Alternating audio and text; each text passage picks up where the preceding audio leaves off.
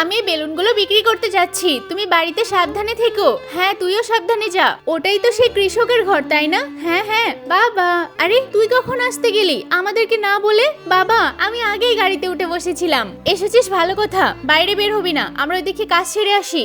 আরে ওরা আবার কারা? ঠিক চিনলাম না তো। এই শোনো, তোমাদের এই ঘরটা সরকারি জমিতে অর্ধেকটা পড়েছে, এই ঘরটাকে অর্ধেকটা ভেঙে ফেলতে হবে। স্যার, এই ঘরটা ভাঙলে আমরা কোথায় যাব? এই ঘর আমাদের সরাতে বলবেন না? না না, আমাদের কিছু করার নেই, সরাতেই হবে। বাবা শোনো না। আরে ওর আবার কি হলো? এই তুই কথাবার্তা বল, আমি এখনই আসছি। কি রে, এত চিল্লাচ্ছিস কেন? আমি বেলুন নেব।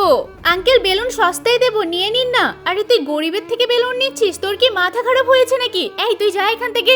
ঠিক আছে, 10,000 টাকা মতো দিলে সবকিছু সমাধান হয়ে যাবে। কি রে, সমাধান করলি? হ্যাঁ, 10,000 টাকা দেবে বলেছে। আরে ভালোই করেছিস তুই। আরে আমার মেয়েটা কোথায় গেল? ও তো এখানেই ছিল। এই মেয়েকে খুঁজে পাচ্ছি না, মনে হচ্ছে অন্য জায়গায় গেছে। ভাই, তুমি বাবার কথায় মন খারাপ করো না, কাজের চাপে তো সেই জন্য মাথাটা গরম ছিল।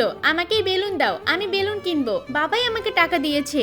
এই নাও এই বেলুনটা। আরে সত্যি তোর মেয়ে কত ভালো, তোর কখনো বদনাম করে না।